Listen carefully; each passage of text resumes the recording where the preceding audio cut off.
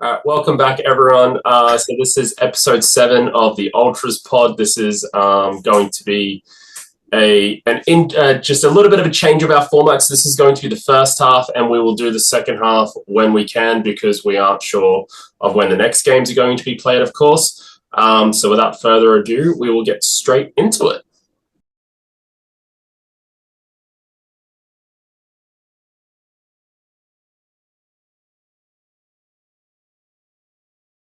The women kicked off our weekend, and didn't they kick off our weekend? Goals, goals, goals. It was just a ridiculous display. What pleased me the most was not so much the 10-1 scoreline, but it was the way we achieved that 10 scoreline. They were comfortable on the ball, they played through the lines, and they took their chances when they were opened up to take. And the girls finished off brilliantly. Exactly right. And we saw the tactics that we've been talking about the last couple of games open up a little bit. Our wingers, Georgia Muir and Tessa Buzzo, playing almost the wing back, just running up and down the entire game. Go watch the highlights. And out of maybe 7 or 8 of those goals, it touches either Georgia or Tessa. Yeah, phenomenal effort. Yeah, absolutely phenomenal. You know, and again, it's 10-1. Absolutely fantastic for them to actually put them to the sword. We see so many teams, you know, it was 4-0 at halftime. They probably could have just hit the brakes, played it out, kicked the ball around the back. But, you know, fair play to them. They took them to the sword and they kept trying, or they kept doing what they were good at to make sure that chemistry kept building, to make sure that those tactics started being committed to memory. Absolutely. And it just paid off. And, you know, we've already talked about Tessa and we've already talked about Georgia, but you can't look over people like Cleo, who scored 4 goals. What an effort. What an incredible effort. And you got Lainey, she seemed so modest in her interview. I know. She was like, oh, cool, thanks. Yeah. Our midfield was so strong, and it's only getting stronger with Rio coming back into it and things like that. Just an incredible game of football. And we actually had one of the fathers of the players join us, so we were having a good chat on the sideline, and it felt like we couldn't even get a good conversation going because in the second half there was another goal. Sorry, what were you saying? Oh, right, another goal. Yeah. And a quick hello to Tony. Good to see you. Quick hello to Tony. Fantastic bloke. Really nice guy. Yep. But yeah, just absolutely brilliant how they put Samford to the sword there, and just a really, really fantastic performance all across the pitch. Good to see, like I said, Rio getting back and getting some minutes. Eve Swain came back into the team as well. So that'll be really, really good moving forward. And I was really, really happy with Cam's decisions and the way he played players and the substitutes he made too. It just strengthened the squad as they went along. He's whatever he's tweaked, he's done an incredible job. Him and his coaching staff, just incredible. Hats off to them. Yeah, absolutely fantastic work. And the under-23 girls had a victory before that as well. They were all 1-0 down and ended up winning 2-1 with some cracking goals at the end there that we saw. Fantastic. 2 goals they scored were brilliant. Yeah, absolutely brilliant. So all round Friday night for the women was fantastic. Very happy one. Yeah, very, very happy one.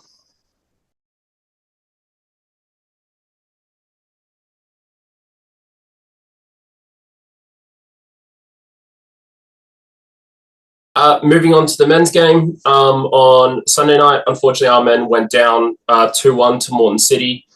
Really, really tough game, as it always is with Moreton City. But I feel like we played better. I feel like, you know, in comparison to the game, you know, a month ago, legitimately a month ago, the 31st of January in the Kappa Pro Series, I thought we played better this time around. I have to agree with you. Yeah, we were more structured. We went forward better. Our defence was better. We, again, played through the lines better. We used the wings really, really well. We used a lot of quick balls over the top for our front runners. I have to agree, we played a lot more structured football than we did 4 weeks ago. Yeah, and their two goals. The first one they scored was a cracking free kick. I think it came off the post of the crossbar. No keeper in the world saving that when it gets that close. You Great goal. can't do Great it. goal. And I think the second one was also a free kick or a corner, but it seemed like a training ground routine that caught us out. Which again, I can't remember if the first Kappa Pro Series game was recorded or anything like that. But if you could go back and watch and compare the two games, they were passing through us so easily in the first game of the Kappa Pro Series a month ago. Yes. We had locked that down. We pretty much, they got through. They had their chances, but the only two goals they scored were set pieces. Correct. There was no field goals. Yeah, exactly right. There was no open play goals, and the one that we scored was again absolutely incredible. Playing through the lines, playing the wide ball across to Linden, who slotted it away just very calmly. Yeah, and he deserved that too. He played his heart out. He had a great game. I think he got yellow carded, which I don't agree with, but hey, I'm not the ref. Yeah. I thought it was quite soft because the tackle he got yellow carded for, I mean, they were exchanging those each other all night. I thought that was a little unjust, but hey, that's the way it goes. I think technically he got yellow carded for an accumulation of fouls, but not all of those fouls were fouls, in my opinion. No. And again, and the ones that were fouls, both teams were swinging at each other all night. Again, absolutely physical match. Two very, very big teams, very proud teams. Yep. Always want to do well, always want to put their best face on. So that's the way of it. And again, too, when you consider that we went down 2-1 to a really, really good game of football, we also have quite a number of players still out. Fumi came on late in the second half, so he's still coming back from his fitness. Hiroshi, who we've seen some very, very good things with, albeit unfortunately very briefly because he's injured himself very quickly. Tommy Larkham wasn't playing. I'm not too sure why Tommy Larkham wasn't playing, but he might have picked up a knock here or there or something like that. So yeah, we did have a number of what you would consider either first team players or in and around that upper 15, 16, 18 players. We did have a fair amount of them actually out. And I thought when Felix came on, he sort of found it difficult to find his feet at first. Yeah. Plays some great football. So again, he's coming back into our first team nice and slow, and he'll be a great player as the season progresses. Yeah, he only had a couple of minutes against Sunny Coast, and obviously his what he put in on that game, contribution, fantastic, Superman. This one a little bit longer, not as much of as an impact in regards to the scoreline, but he still gave them something to think about. He still gave the Moreton City something to think about. He was still chasing those balls. He was still being incredibly dedicated and trying to, break up their defensive play and letting them play out of the lines. Yeah, I have to agree, 100%. And this is, I think, the first game so far, first competitive game that Daniel Leck hasn't scored. Yes. Because Linden scored. But Daniel Leck scored 2 goals against Holland Park. So technically, he's still keeping his goal-a-game record. Yes. We'll go with that. And Daniel had a frustrated night, as with all our players did, because, they're a good team. Their pressing game was quite extraordinary. Yeah. I don't think our players got on the ball to relax too much at all. No. Credit to them, hats off to them. Yeah. And, when you look back, especially last season, Moreton City pressed Lions and Knights and Power and Gold Coast United. You're not a slouch of a team when you're pushing them. No.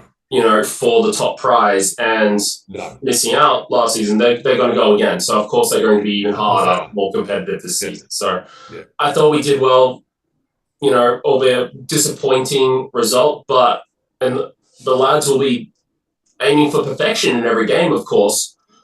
But from our point of view, I think we can be quite proud of them. We stood up pretty tall to a very, very talented squad. Yeah, I'm always proud of the lads. They never seem to let you down in any way, shape, or form. They go out there, they give us 100%. They're a brilliant bunch of lads. Coaching staff, again, brilliant people. When we're so blessed to have those sort of people in our club. Yeah, exactly right. And speaking of, with everything going on at the moment with Cyclone Alfred coming up. Be safe, everyone.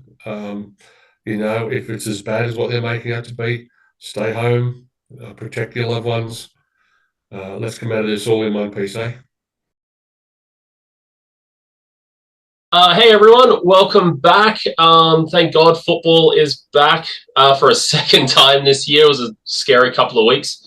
A lot of rainfall. Hopefully everyone stayed safe. I did hear that apparently Olympic escaped a lot of the flooding, which is fantastic because they're quite close to the Brisbane River. So that's all well and good. Cool. So without further ado, we'll get straight into our previews.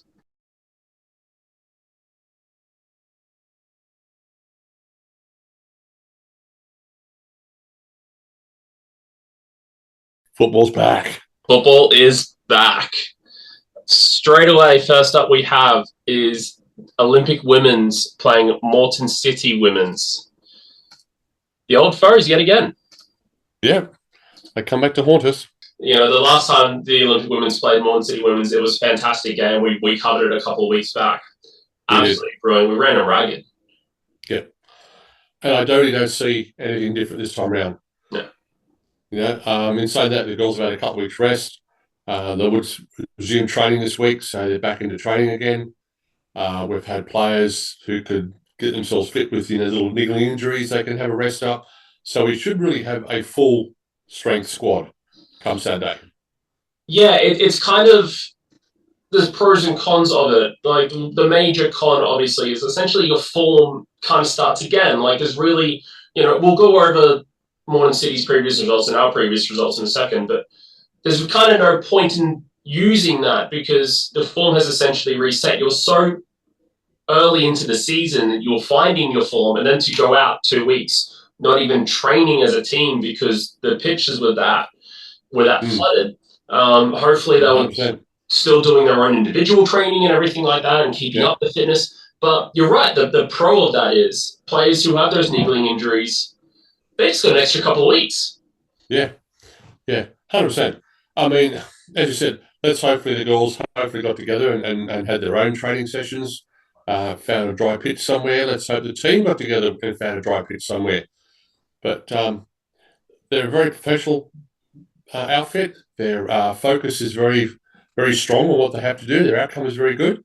I don't think we'll have too many problems with this one. The two competitive games that the women have played so far this season were against Moreton City Excelsior, all the way back February 21st, where we won 3-1. And the second game we played was a 10-1 win against Samford Rangers away at Samford, while Moreton City had a 3-2 win against Ipswich Knights. So we've had 2 wins. Moreton City have had 1 win and 1 loss. Of course, we haven't played the last match of the Kappa Pro Series in the women's yet because that was one of the games that got rained out due to the tropical cyclone Alfred. So despite it being round 2, this is our first game in the FQPL 1. Exactly right. Seems like a long time coming. It does, doesn't it? a bit of a wind up. But and as we mentioned before, with the players coming back from niggling injuries and things like that, even Eve Swain, who was only just coming back into the team and played, a handful of minutes, probably a little bit more than a handful of minutes against Samford Rangers, and managed to score a couple of goals. She's only just coming back into the team. So that gave her a couple more weeks to make sure that she got her fitness back up and running and things like that. So, 100%. So yeah, I think we're going to see probably a pretty close to absolute full strength team trying to get on the best foot forward straight away. Yeah. And Cam and his coaching staff are the ultimate professionals. They know exactly what they need to do. They know how to switch it on and off. They know exactly what players to put in what positions. I don't think with that kind of talent on our coaching staff, again, I don't think we'll have any real issues. No, I don't think so. Cam's doing a great job. Yeah, they have. And the signings that we've made, the team that we've got, we've kept a decent core from last season. It looks like there's going to be a fair amount of really good strength and depth with the defense and the midfield. especially considering Captain Kiz had played in midfield a couple of times, but she's usually a defender, and things like that. So, there's going to be a little bit of flexibility there, but it also means that we've got almost first team players sitting on the bench ready to come on. Exactly. And then you look at our front three are, the extra players as well who come onto the bench as well, come off the bench as well. When you look at Dali, when you look at Georgia Muir, when you look at Tessa Buzzer, when you look at Cleo, our attackers just run rampant. And they have both matches that we've seen them in competitive matches. Names there. Yeah, so I think we're going to be really good. I think this is going to be. I reckon it's not even going to look like there was a couple of weeks off. They're going to just come out and go for it again. Totally agree. Yeah. Fantastic. So that one is Saturday, 22nd of March at 7 p.m. kickoff out at Goodwin Park. So nice and easy one. Get down and support the club. Get down and support the girls. We'll see you there.